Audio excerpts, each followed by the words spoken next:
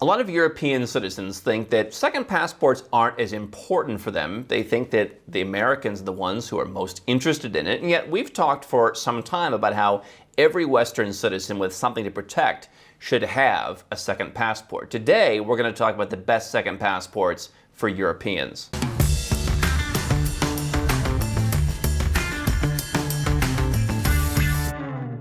Hi, I'm Andrew Henderson. This is Nomad Capitalist, where we help 7- and 8-figure entrepreneurs and investors legally go where you're treated best. You can learn a lot more about what we do at nomadcapitalist.com. We got an interesting comment from a gentleman who was a European, and he said, I feel like a lot of what you talk about with second citizenship is speaking to Americans, people who have this extraterritorial tax, extraterritorial rules they need to follow. What should I do as a European if I want to obtain second citizenship? Now, certainly our audience here is a lot of Westerners. We help people from the US, Australia, all over Europe, places like Russia, Colombia, Asia. We have a very wide audience, and we've talked before about what should be the strategy for second citizenship if you are, for example, Indian, okay? Big difference between an American and, let's say, a South Asian audience. And so there is a difference there. Is there a difference between the strategy for an American and a European? A little bit, but not really as much as you would think. And the reason being, the reason why we've specifically talked occasionally about the second passport strategies for someone from Russia or from India or from Asia or what have you, is not only in the case of certain regions like Latin America, might there be specific things to keep in mind, like you can live in Spain for 2 years and qualify for citizenship in many cases, or there's certain incentives if you're from a certain region. But the other reason is certain countries have a bias against applicants from certain parts of the world. There are certain emerging countries where citizenship may be more straightforward for a Westerner, where the government views as their country is higher.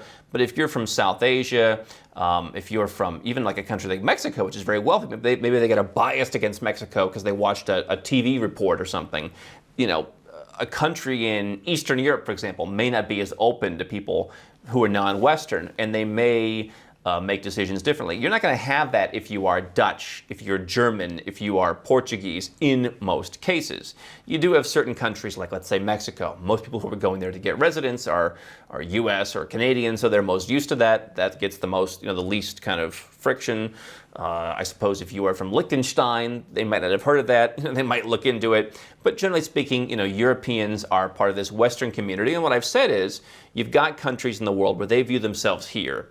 If your country is here in their mind, they're going to make it easy. If your country is here where they view you as like beneath them, they're going to make it very hard. They may even pull some tricks where you have to do a certain document within 30 days and they don't give you the document for 32 days, that kind of thing. So the strategy for someone from Europe is not going to be that much different. Now, the obvious difference if you are a citizen of the EU is that you cannot qualify for EU citizenship programs. So if you are Dutch, you can't go and apply for Maltese citizenship. You're not going to go and get a golden visa in Portugal. You're not going to go and go through Bulgaria's program. One thing that I think you should ask yourself if you are European is, does my country allow dual citizenship? Now, dual citizenship has been increasing. Norway opened it up. They were one of the last ones that was pretty strict about it. In Eastern Europe, countries like Georgia have opened it up to native-born citizens. Germany is now talking about being much more flexible. But there are still some countries in Europe which don't allow dual citizenship. And in that case, my strategy is, if you want to keep your citizenship, look at some kind of residence that either starts as permanent residence or can relatively quickly lead to permanent residence. So Mexico could be just one example where you can work towards that permanent residence.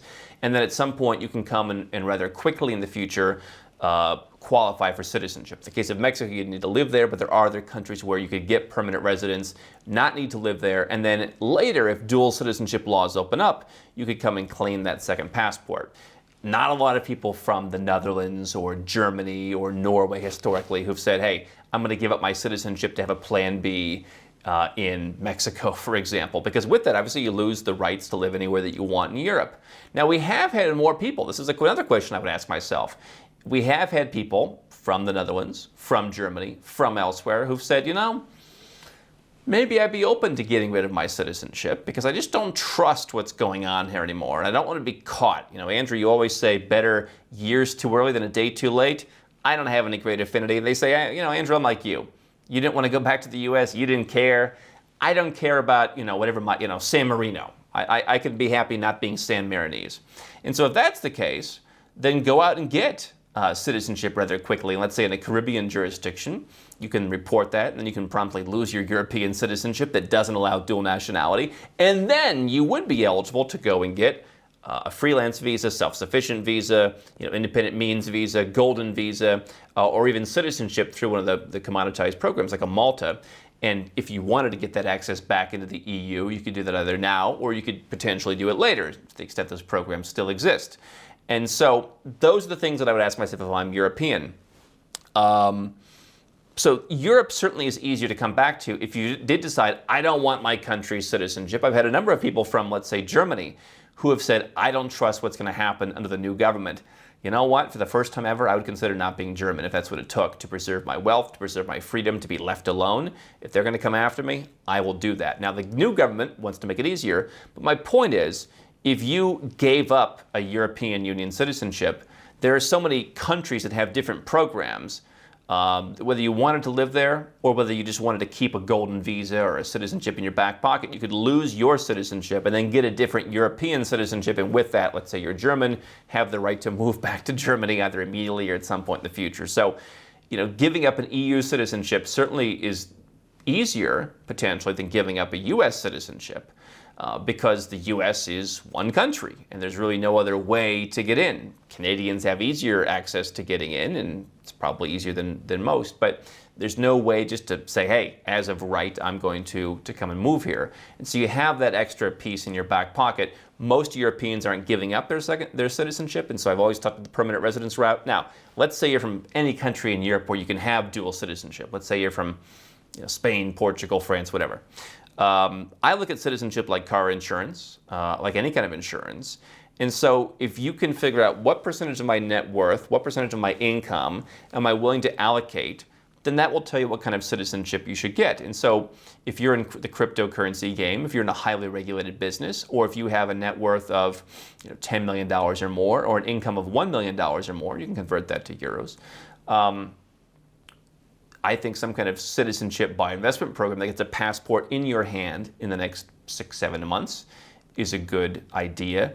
If you already have an EU citizenship, again, you don't face the question of, well, should I spend the extra money and go to a Malta, for example? You don't have that option. And so I'm probably not going to go to, North Macedonia. I'm not going to go to Vanuatu. I'm probably looking in the Caribbean because I've got the most cost-effective programs that offer the best travel, that augment my European citizenship in the best way possible. And so I'm going to look at a program in the Caribbean. I have told people from the EU to avoid Vanuatu citizenship. We very rarely offer it, and there's been recent news where the EU is now going to come after Vanuatu and basically try and restrict the access of Vanuatu citizens to come to the EU without a visa. And I think with that could come some other issues where you just probably don't want to be involved in that. And so I would look at countries where the EU has a beef with. Now, the EU in general, at least the politicians, don't like the idea that you can get citizenship anywhere through making an investment. They don't want you to have options, and that's all the more reason why you should have options. But you look at a program like Grenada, I think is looked at as a well-run, respectable program, even by like the U.S. State Department. There's been, and I'm not purporting to speak for the U.S. State Department, but has made some comments that this is not that bad. I'm paraphrasing. And so I would look at, which countries are in the good graces of the EU. Not that you're going to use that passport to travel to the EU, unless you were to give up your citizenship and you wanted to use it later. So I would avoid something like a Vanuatu, given that grief.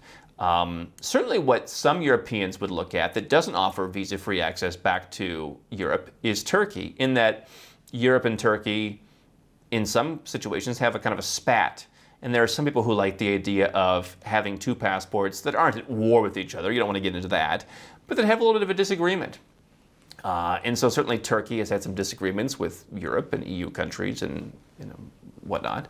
And so some people say, hey, listen, I can go and buy a property in Istanbul. It's not that far from home. It may not be a tax haven, but it's going to give me a diverse, piece of my passport portfolio where I can't go to Europe. If I were to ever give up my European citizenship, I would need a visa or I would need a different passport. But maybe Turkey offers something that's different. There's an equal amount of heft if you're, let's say, German. If you are, French.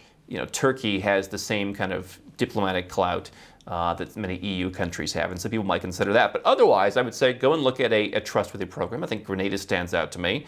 The other thoughts that I have are, could you move to some other EU country and in some cases get another, backup passport? Could you declare residence and work towards citizenship in that other EU country? Sometimes you don't even need to live there that much. Now that's not a great backup, having 2 EU passports. But you know what? If I'm just as 2 random examples, if I'm French and I could become, Cypriot or Maltese, that might be a mild improvement in terms of freedom and wealth protection in the future.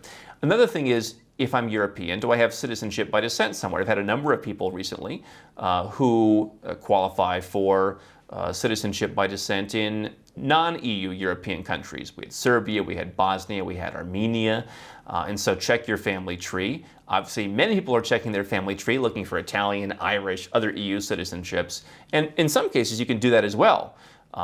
Look at your parents, look at your grandparents. But if you want a greater backup, look at family ties you may have had. Look also at marriage ties. We've had people who are married to people who their parents were from Albania, for example, and the spouse can get Albanian, then you can work towards Albanian, and so that could be a good backup. You could also consider paper residence. And so there are multiple paper residences where you put some money in the bank, put $50,000 in the bank, you buy some agricultural property, you buy an apartment, and it could be anywhere from $10,000 to $250,000 in many cases, and you can work towards a Tier B citizenship without living there. And so for a European, that would also be an interesting way to diversify. Again, especially if you're not eligible to get dual citizenship and you don't want to lose your current citizenship, that would be a way to expand your options. So the bottom line is, I would be, if I could afford it, looking at some kind of Caribbean citizenship as kind of the antidote, a smaller country that leaves everybody alone, potentially one of the tax-free countries like an Antigua, like a St. Kitts and Nevis. That's kind of the opposite of what I have in the EU if I'm allowed to get citizenship now. If I'm not, I'm going to work towards some kind of paper residence. I'm going to work towards permanent residence. I'm going to do something that allows me to claim that passport in the future. So obviously with Europe, European, there's so many permutations. Again, through citizenship by descent, through moving to other countries in Europe and being naturalized. There's many different options, which is what we obviously help people with here in person at Nomad Capitalist. But that would be my strategy. And honestly, I wouldn't have a problem with you going to some of these emerging countries in Eastern Europe, Central America, South America, getting residence, working towards citizenship, even if the on-the-ground commitment wasn't as high, because again, I think you will be held in higher regard than someone from another part of the world. Don't stop now. We've got well over 1,000 more videos here on YouTube for you to watch and learn how to go where you're treated best. And if you want to work with Nomad Capitalist personally, go to nomadcapitalist.com/apply, learn about our unique, tried and true process, garnered over years of experience, and learn how you can become our client.